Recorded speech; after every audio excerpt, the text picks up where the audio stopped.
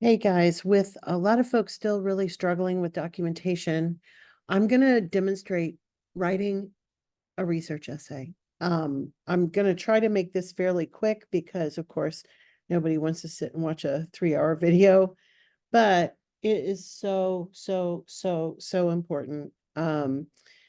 We have another couple of papers coming up. Um, and it is going to be important not only for the rest of VNC 1101, but every class that you take in college that involves writing is going to involve writing and documenting research. So this is the literal biggest lesson in 1101.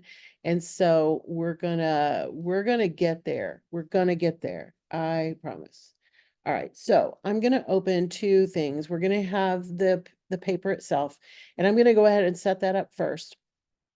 Because again, I want to really highlight that when you are writing a paper for class, that you want to start your documentation before you ever even start writing the paper. So we're going to set this paper up in MLA. We're going to double space it. I'm not going to change the font. I hate the new default font, but I'm just going to keep it because I feel like the fewer things you change, the better off you will be. So we're going to we're going to create a student here. Well, let's do this in honor of both the Super Bowl and Tay-Tay. All right, so Taylor Swift. Last name of your instructor, ENC 1101, and the date. MLA wants us to do it 13 Feb 2024. So we're going to do it the way MLA wants.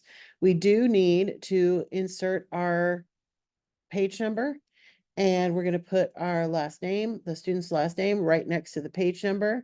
It's going to go in the top and it's going to be on the right-hand side.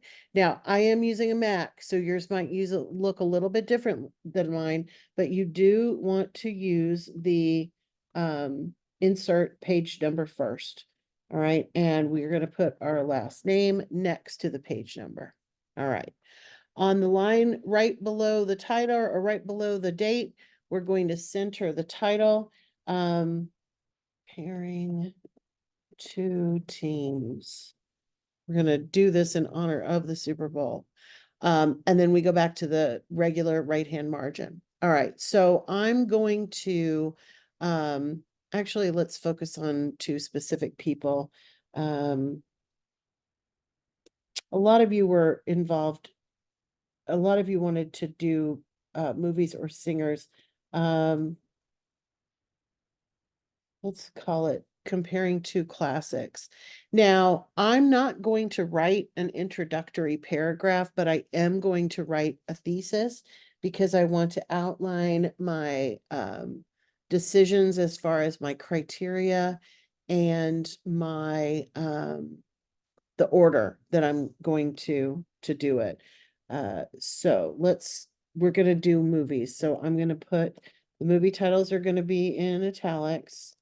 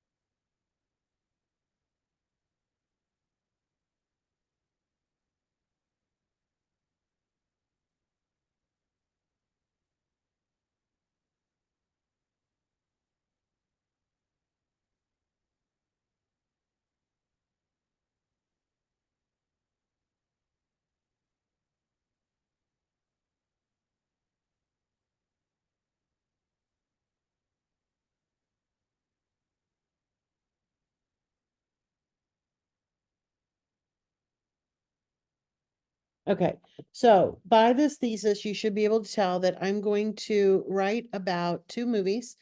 I'm going to write about them in block format. So I'm going to write about the characters, unique stories, and colorful backgrounds in Willy Wonka and the Chocolate Factory and The Wizard of Oz. Now, when I am using films, I need to cite the films along with any other additional research.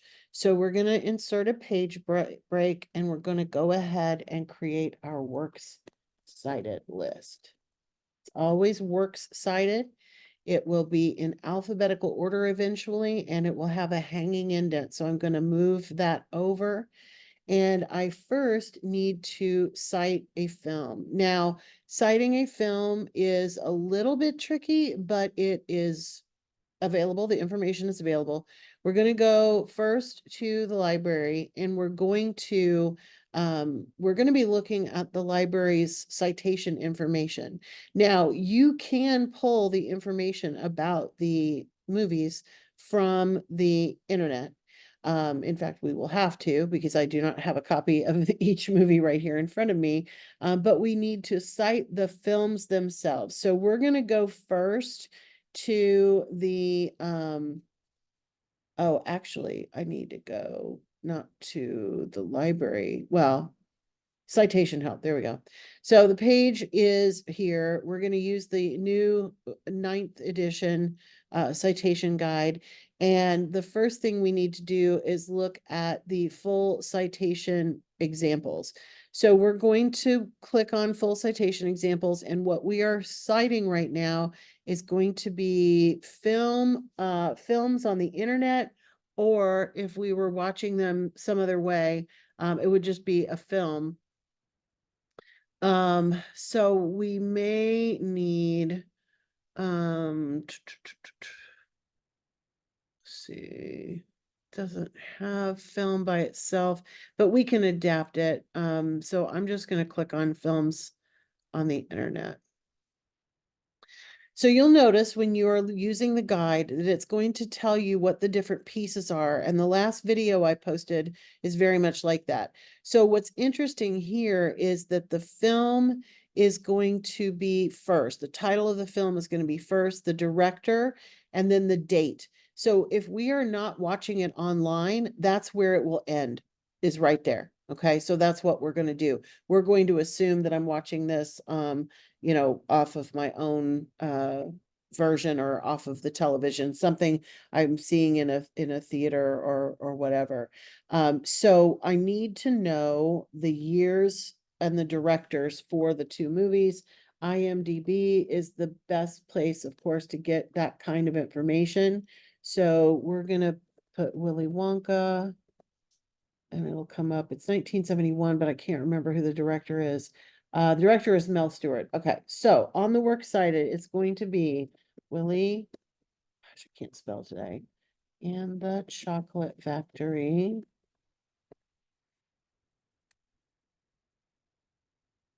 And then not in italics, directed by Mel Stewart.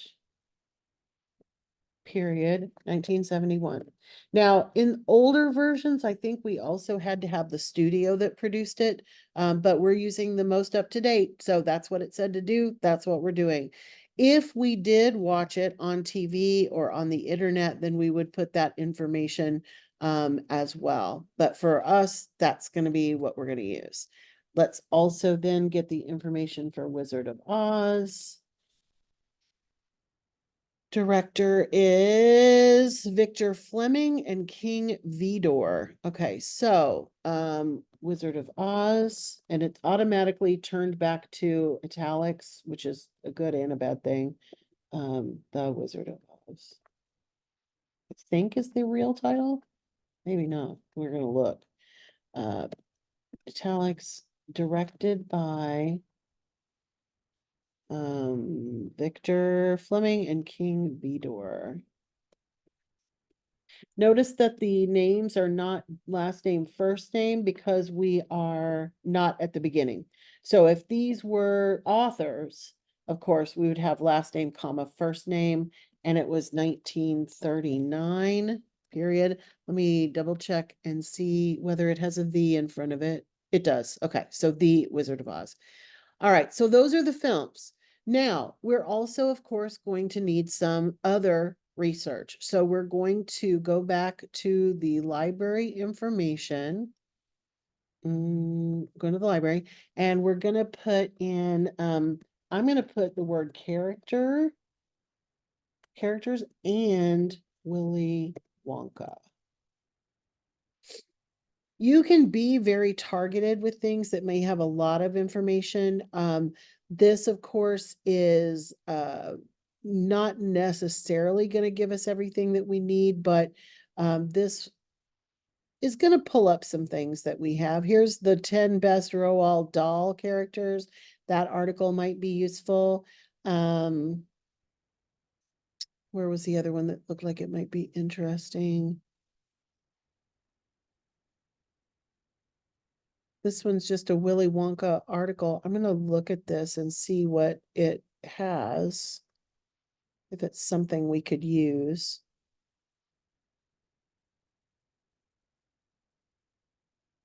It's just a tiny, tiny little mention.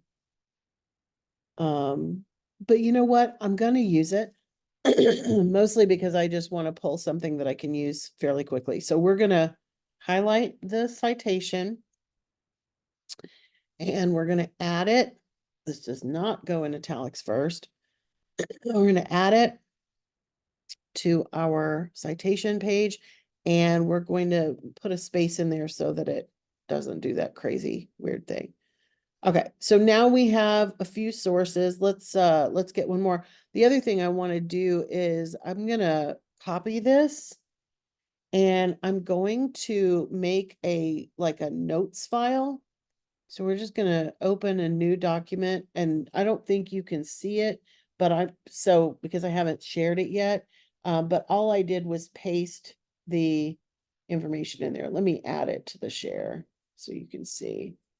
And what I would do, because of course this is my note taking, is I would put which source that was, which was Nina Lindsay. Okay, so I'm just gonna put Lindsay. One of the things I like to do when I'm taking notes for potential research papers is actually copy and paste the text in so that I have the direct quote if I want it, but I also can paraphrase it and put it in my own information. So let's also get some information about the Wizard of Oz. Let's go back to the library.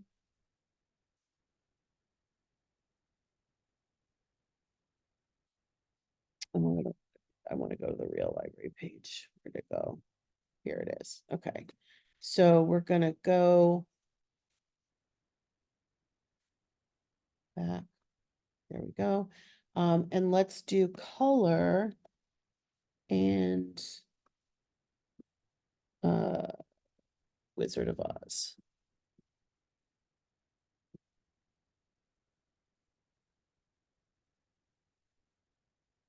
Why we're still getting Willy Wonka. Okay, so The Wonderful Wizard of Oz is a book. We don't need a book, the book, but it's by a woman named Caroline Bird. So I am also wondering, it's probably actually about the movie and not just the story. We have Wizard's Cookbook, Into Oz, Color Fusion of MRI of the Foot and Ankle. That's fun. Let's see. Painting by the numbers.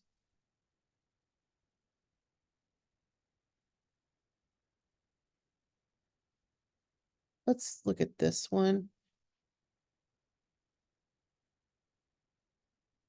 It's from an ebook. And let's do read online. I want to look for Wizard of Oz.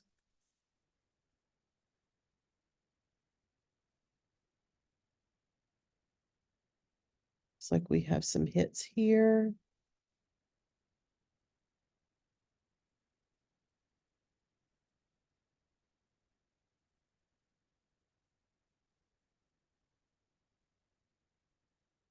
Okay, I'm not actually seeing the phrase. It might be if I put it in quotation marks.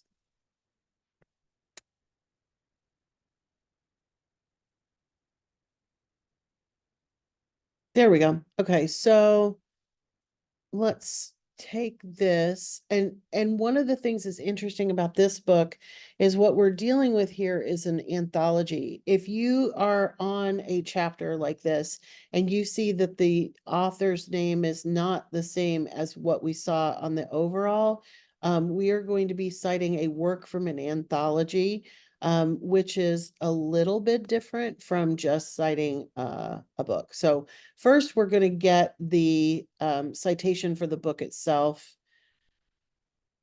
So let's copy that, and we're going to paste that into our real big document, our main document. Again, you want to use match formatting. And then in front of this, because we're citing a particular article in it, we're going to use the author's name, which was John Beebe, I believe. Yep, John Beebe. So it'll be Beebe John, period. And then we need the article title, or the chapter title in this case, The Wizard of Oz, A Vision of Development in the American Political Psyche. Now you can try copying and pasting. I don't know if it's going to work. We're going to try match formatting. Nope, it didn't get it. Okay. Undo. All right. So it was The Wizard of Oz, which, because that is the name of the movie, we have to italicize it.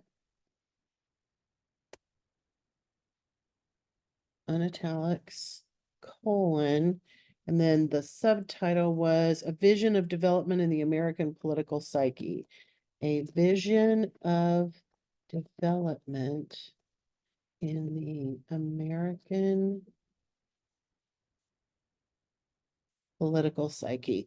Notice that I am capitalizing words that are not capitalized in the ebook because we are in MLA. So we use traditional title capitalization. All quote unquote important words are capitalized. So that's the specific information. And then after the year, we need the page numbers for this title. So it's going to be page 302 to wherever this wherever that chapter ends. It looks like it's 304 to 344 because that's what it's listing there. So we're going to use that. 30, except it starts on 302 for sure. So we're going to put 302 to 344. Now, if I were really doing this hardcore, I would look it up. I would go to the end, I would scroll to the end of it. Now, I'm also going to take at least something from this ebook so that I can demonstrate citing it in the paper.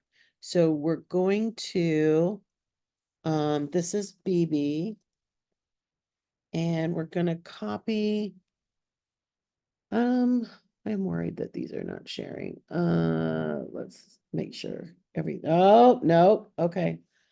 Sorry, some of that you didn't see. But I have got everything shared now, I think. So I think we should be okay.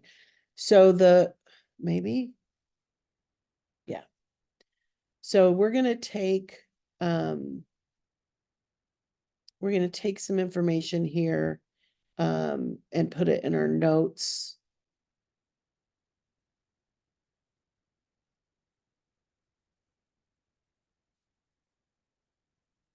Let's just take this first paragraph. Again, when you're putting the work actually into your document, you don't always want to use a direct quote, but I find that if I have the direct quote in my notes, it's a lot easier for me to then, oh, why is this not copying and pasting? Well, this is really irritating. Okay. Sometimes ebooks don't do it right and it drives me insane. Where'd it go? There it is. Okay, so this is telling me I can copy. Okay, there we go. All right, I think it's got it now.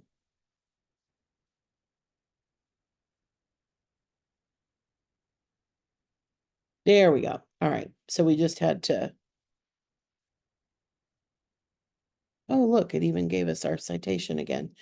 So anyway, once you've got your notes and you're ready to start writing, you are going to need to cite the sources as you go. And the most important thing to remember about the sources is that whatever is on the works cited page is what dictates what goes inside our in-text citations. So we are going to have a last name and a page number for this one, BB and wherever that was on page 302, the part I copied. Lindsay, we're going to have also a page number because it was on page 101. For the films, we will only have the title in italics. There is no author listed, so it goes by, again, whatever comes first. We also need to put these in alphabetical order. I'm going to use the sort. I'm going to have to change at least one thing, I think. No, I think it should still work. No, I'm going to have to change it. But anyway, we're going to click OK. They are in alphabetical order, except Wizard comes after Willie. So we're going to have to switch the order of these. Otherwise, it was correct. When you have a the or an a or an and, you do not use that for the alphabetizing. All right. So I want to show you how to cite within the document. So we're going to start a paragraph, and this paragraph, this is not what would normally come next, but I just want to show you how to cite these sources as you are going. So we're going to start this with everyone.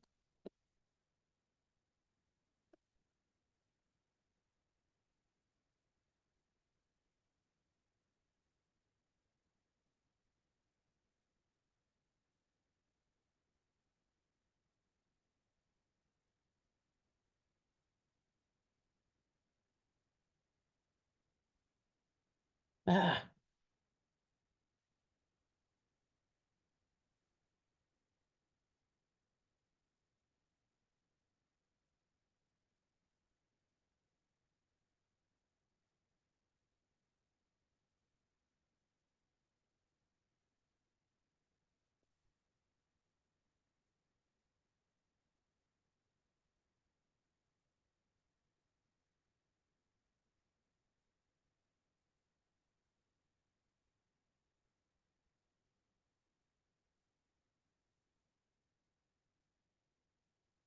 okay.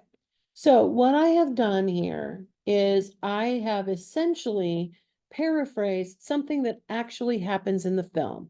And so I need, just as if I quoted it, I need to cite the film. Remember that what we're going to use for the film is going to be Willy Wonka in italics. So in our parenthetical citation, we're going to put Willy Wonka. You don't need the whole title. You just need enough to make it clear. Okay. So there is an instance of citing the film. Gene Wilder Wonka calling out. No, stop. Police. Highlights the moment. Wow. Okay. So now I have a direct quote from the film.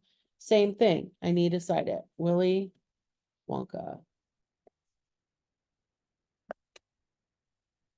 And the period only goes after it. I don't know why I put a period there.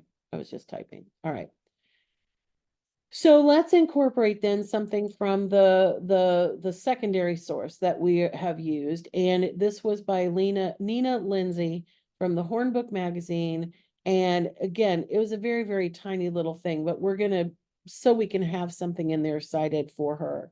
So when you are using sources, you can name the source. You can also name the author. There's all kinds of things that you can do.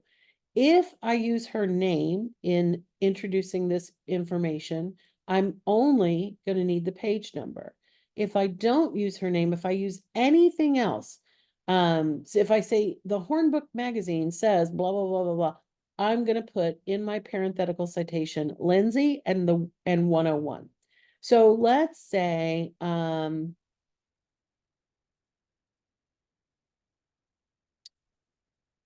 Lindsay, and it's the first time I've used it, so I'm gonna say, Nina Lindsay. Ava, I think, points out that Gene Wilder's portrayal of this iconic character is, what did she say? Worth watching repeatedly. And I want to use those words, so I'm going to put them in quotes. Worth watching repeatedly. If I completely change the wording, I'm still going to cite it. Doesn't matter if I put it in my own words or if I don't. Now, what do I do if I did not use her name? I don't have to say that Nina Lindsay points out that, in fact, I can just get rid of that and say Gene Wilder's portrayal of this iconic character is worth watching repeatedly. Now I'm going to put Lindsay and the page number. Notice if it's a page number, there's no P period, no PG period, there's no comma, there's just a name and a number. That's it. Okay. Now, this paragraph so far has none of me. It only has things that are from the citation, from cited sources. So I'm going to also follow up with my own information and give some additional context. So let's say, without Wonka, okay, let me redo that. Wow, all of the characters have iconic, I don't want to use that word, have strong personalities. The key figure will always be Willy Wonka because until the end,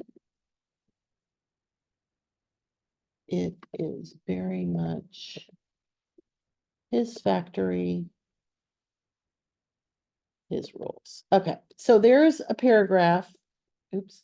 There's a paragraph that has cited material, but also some information and interpretation by me. Okay. Now let's do one with some citations from Wizard of Oz.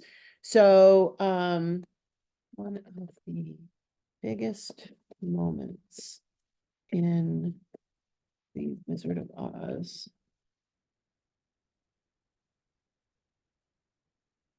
is when Dorothy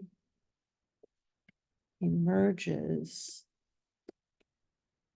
from her black and white world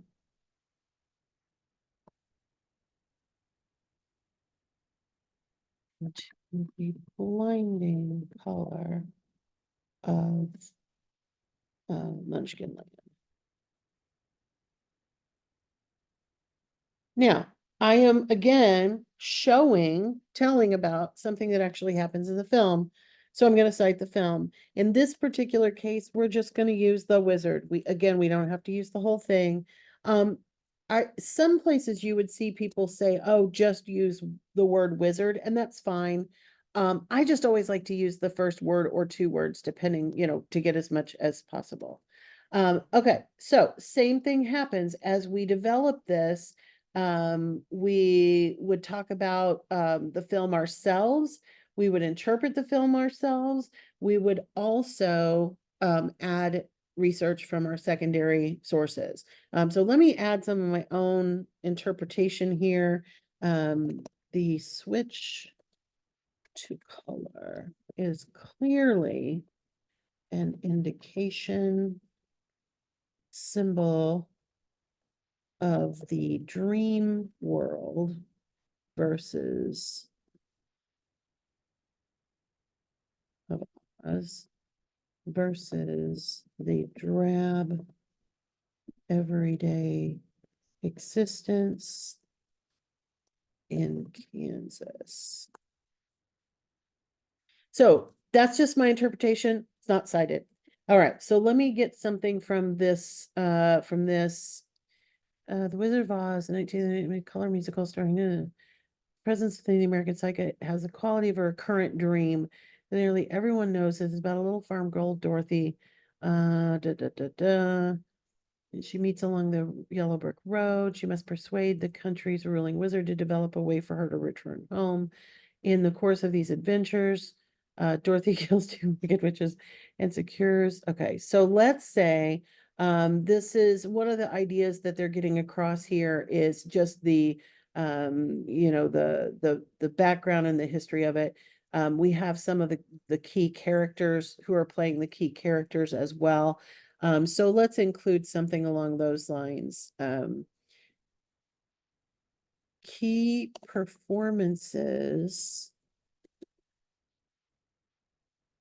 in the musical include those by Judy Garland. Who else did they mention? Bert Lear and Ray Bolger.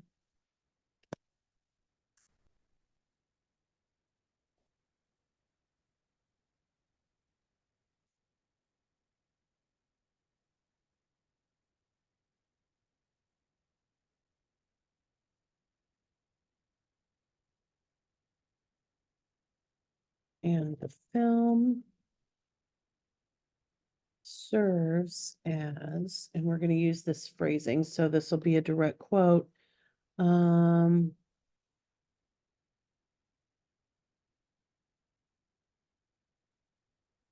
its place as, okay, I want to make this black. And I want to copy that. Okay, so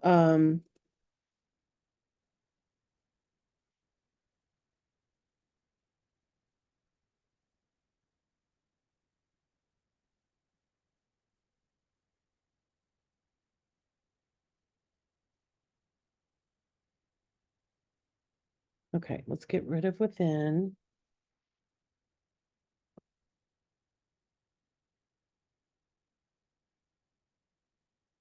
There we go, and get rid of that. All right, so now we have a citation. Oops, except I think the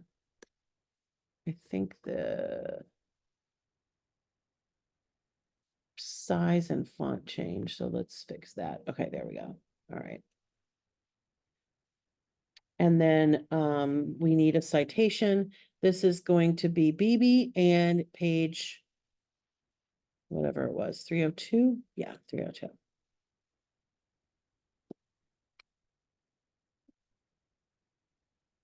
Okay, so that's what it looks like when you are citing sources.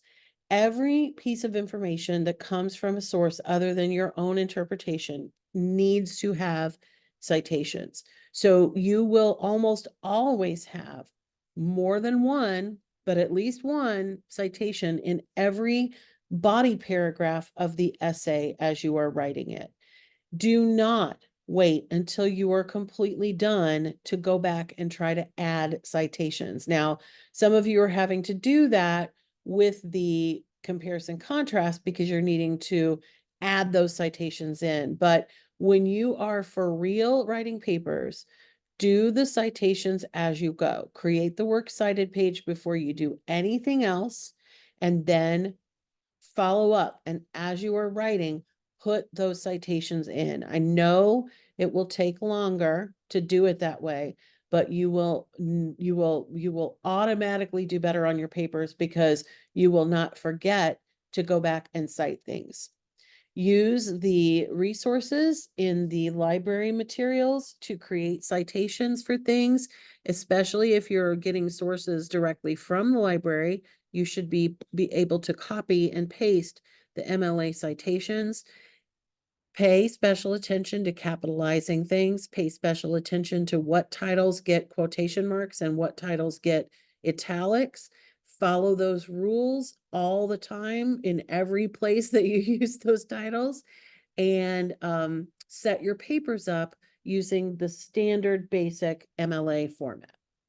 All right, guys, I hope this helps. Everybody take care. And if you have questions, If you have general questions about documentation, please post them on the Q&A discussion.